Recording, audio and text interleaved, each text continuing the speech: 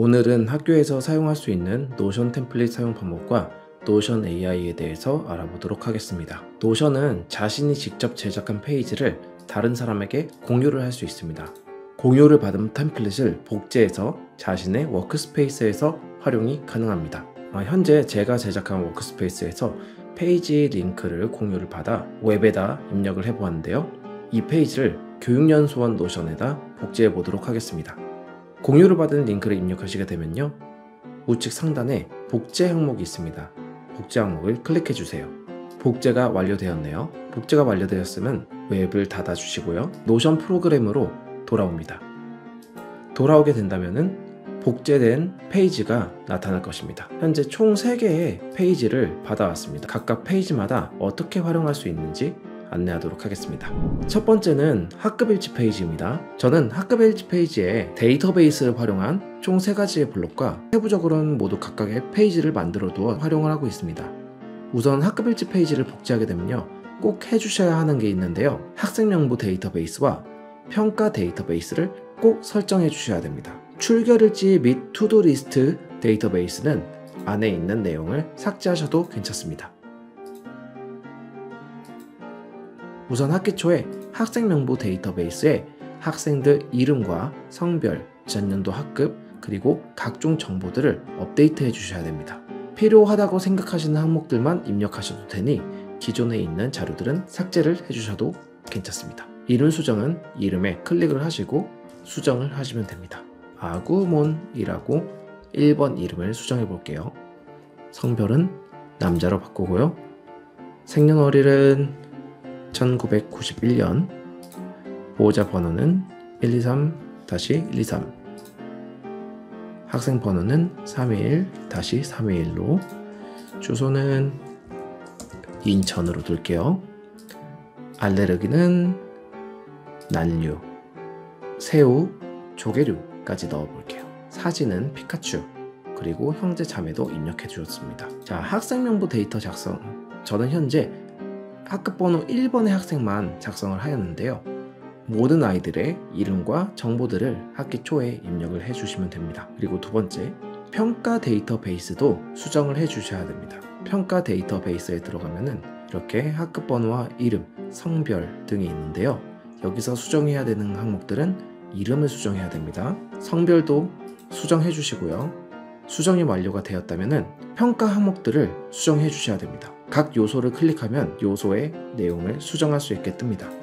학교와 학년에 맞게 각 요소들을 수정해 주시면 됩니다. 이렇게 작성이 된 데이터베이스는요, 체크리스트, 비상연락망, 학생 사진, 그리고 평가 기록에 연동이 됩니다. 체크리스트에 들어가시면 수정된 이름으로 변경되었죠. 비상연락망도 마찬가지로 수정한 내용으로 변경이 되었고요, 학생 사진도 제가 넣었던 사진으로 수정이 되었습니다. 평가 기록 페이지도 보면요, 평가 기록 데이터베이스와 연동이 되어 있기 때문에 과목마다 정렬을 통해서 과목마다 속성을 수정해서 보이고 싶은 항목만 보일 수 있도록 설정해 두었습니다. 그래서 국어에 들어가면 국어와 관련된 과정중심 평가 항목이 뜨고요, 그리고 다른 과목에 들어가셔서 해당하는 과목의 속성들만 표시를 해주시면 됩니다. 각 과목 페이지의 요소 항목들은 선생님들께서 직접 수정하시면 되겠습니다. 다음은 투두리스트 데이터베이스입니다. 투두리스트 데이터베이스는 학급일지 최상단 페이지에 캘린더와 표, 그리고 리스트에 연동이 되어 있습니다. 이 세 블록에서 입력되는 것들은 전부 다 투두리스트 데이터베이스에 기록이 되고요, 예시로 일정은 한번 입력해 볼게요. 항목 추가, 전교직원 회의, 날짜는 6월 30일에 시간도 포함해 보겠습니다. 시간은 오후 3시로 설정하겠습니다. 자, 입력을 해 두시면요, 이 캘린더는 투두리스트 데이터베이스와 연동이 되어 있기 때문에 아래에 있는 표와 리스트에도 함께 연동이 되어 있습니다. 투두리스트에는 완료 체크 표시가 되어 있지 않은, 보류 표시가 되어 있지 않은 항목들만 나올 수 있게 세팅을 해 두었는데요, 전교직원 회의에 보류 체크를 하시게 되면은 보류 항목으로 넘어가게 되고요, 다시 보류 체크를 해제하게 되면 투두리스트 항목으로 넘어가게 됩니다. 완료된 항목들은 완료를 체크하면은 투두리스트 표에서 사라지게 됩니다. 사라진 항목들을 보고 싶다면 아래 투두리스트 데이터베이스에 들어가셔서 없어진 내용들을 확인하실 수 있습니다. 자, 마지막으로 출결일지 데이터베이스인데요. 이 데이터베이스는 현재 최상단에 있는 캘린더와 연동되어 있지 않습니다. 투두리스트와 출결일지 데이터베이스를 따로 구분한 이유를 설명드리겠습니다. 저는 출결일지 데이터베이스를요, 출결 페이지를 하나 만들어서 새로운 캘린더를 생성해 두었습니다. 출결 페이지에 있는 캘린더는 출결 데이터베이스와 연동되어 있는 페이지인데요. 출결 현황만을 한눈에 보기 쉽게 따로 캘린더로 빼두었습니다. 그렇다면 출결 입력을 어떻게 할까요?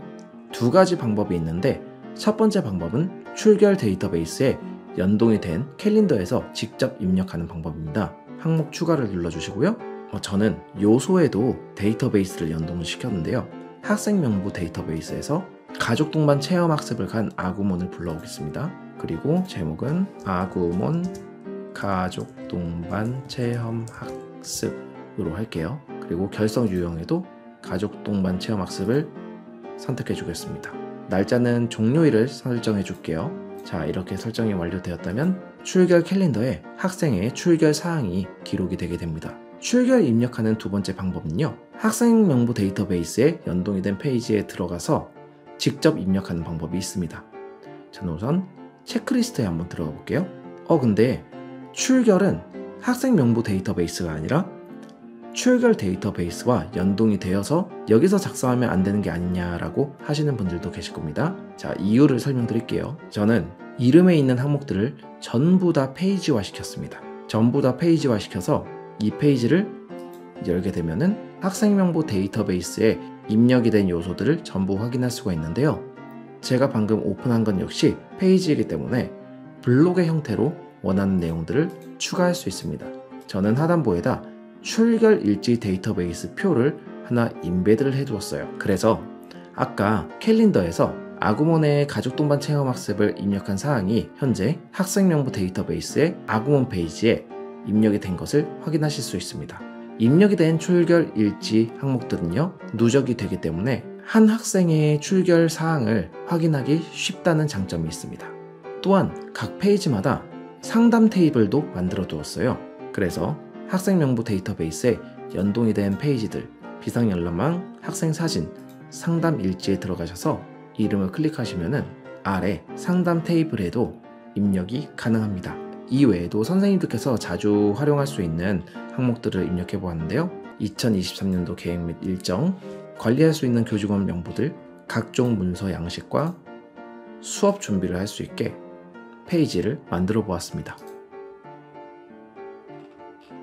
만약 담임이 아닌 경우에는 전담일지 페이지를 가져가셔서 활용하시면 됩니다. 내용은 거의 동일하고요. 전담 선생님들께서 활용하실 수 있게 데이터베이스를 살짝 수정하였으니 참고하셔서 활용하시면 될 것 같습니다. 그리고 마지막으로 학년 협업 페이지를 한번 보도록 하겠습니다. 학년 협업 페이지에서는요, 우선 공유를 통해서 동료 선생님들의 이메일을 입력을 해 주셔야 됩니다. 입력을 해 주셔서 동료 선생님들께서 이 페이지에 접속하셔서 직접 데이터 수정 및 입력이 가능하게끔 해야 됩니다. 마찬가지로 활용 방법은 학급 일지와 유사하고요. 가장 큰 차이점은 협업에 있는 것 같습니다. 선생님들께서 수업 자료를 직접 탑재해서 다른 선생님들이 공유할 수 있게끔 해두었는데요. 과목별로 보시기 편하신 분들은 과목별 수업 자료 공유를 사용하시면 되고요. 수업 자료 공유가 주간별로 있으면 좋겠다 하시는 분들은 주간별로 수업 자료 공유 페이지를 활용하시면 되겠습니다. 주간별로 하시게 된다면은 각각 과목마다 탭이 다르기 때문에 한번 사용해 보시고 어떤 방식이 편한지 결정하시면 되겠습니다. 각 페이지를 복사할 수 있는 링크는 제가 QR코드를 통해서 영상의 마지막에 두도록 하겠습니다. 자, 이제 노션 AI에 대해서 알아볼 차례입니다. 노션 AI는 챗 GPT-3 기반의 API를 사용하고 있는데요.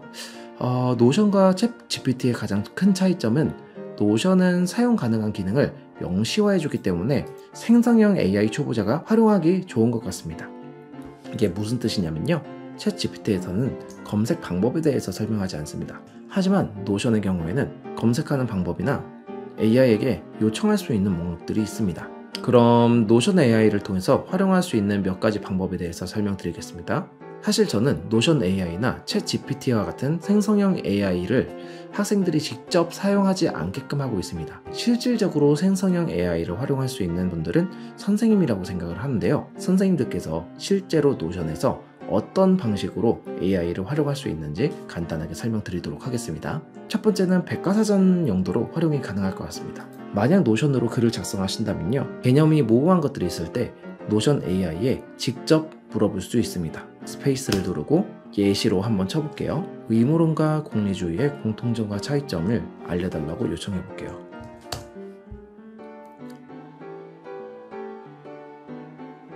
제가 글을 쓸 때 참고할 수 있게 AI가 기존에 있는 자료들을 조사해서 생성해 주었습니다.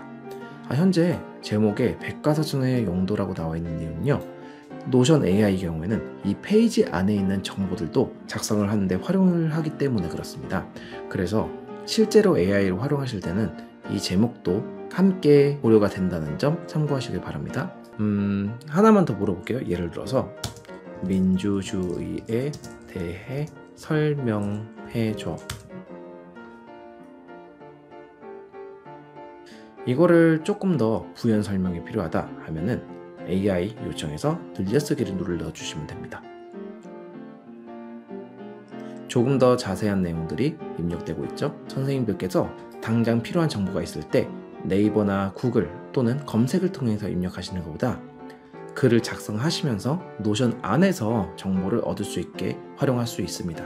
또 두 번째로 계획서에 뼈대 작성을 하는 기능이 있습니다.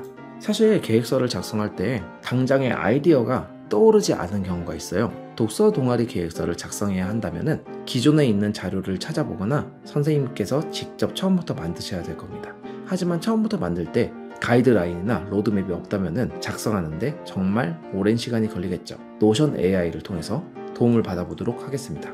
독서 동아리 계획서를 작성해줘. 내용이 충분하지 않은 것 같습니다. 이 개요를 통해서 선생님들께서 필요한 내용들을 취사 선택하시거나 아니면은 조금 더 요청할 게 있다고 생각하시면은 늘려쓰기를 눌러주세요.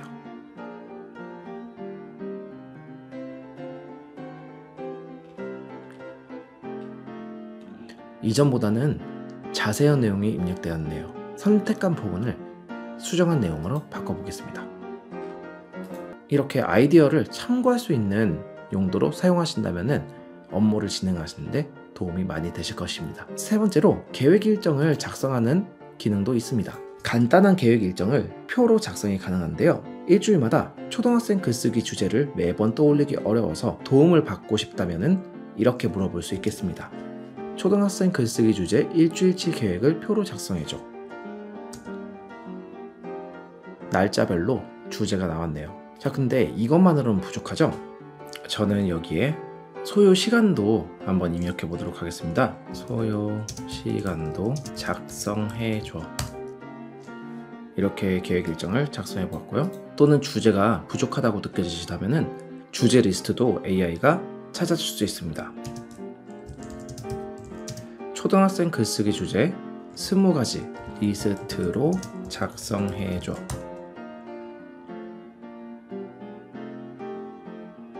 이런 식으로 선생님들께서 작성된 내용을 바탕으로 아이디어를 얻어서 재구성을 하시면은 보다 충실한 수업이 가능하지 않을까 싶습니다.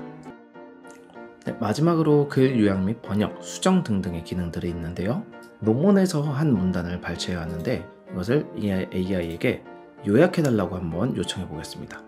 네, 긴 내용을 알기 쉽게 짧은 내용으로 요약을 해보았네요. 그리고 요약뿐만 아니라 글 업그레이드, 철자와 문법 수정, 줄여쓰기, 늘려쓰기, 어조 변경, 심플한 말로 바꾸기 등등의 요청을 AI에게 할 수 있습니다. 결국 노션의 AI 기능은 모든 것을 다 해줄 수는 없지만 일을 시작하기 전 그리고 일을 하는 중에 비서 역할로 도움을 줄 수 있을 것 같습니다. 최종 판단은 작성자가 해야겠지만 아이디어를 얻거나 글을 작성할 때 도움을 받을 수 있을 것 같습니다. 하지만 노션 AI는 한 가지 단점이 있는데요. 무료가 아니라는 점입니다. 교육 플러스 요금제는 무료로 제공하고 있지만 노션 AI는 초반 20개의 AI 응답을 사용하게 되면 추가로 구매를 하셔야 되는데요. 오늘 설명을 들으신 AI 기능을 노션과 함께 자주 사용할 것 같으시다면 구매를 하시는 것도 나쁘지 않을 거라고 생각을 합니다. 지금까지 노션에 대해서 간략하게 알아보았습니다. 여기까지 오신 선생님들을 위해 제가 만들어둔 템플릿 3개를 공유하려고 하는데요. 첫 번째 템플릿은 학급일지 템플릿입니다. 학급일지 템플릿, 전남일지 템플릿, 그리고 학년협업 템플릿을 공유하려고 합니다.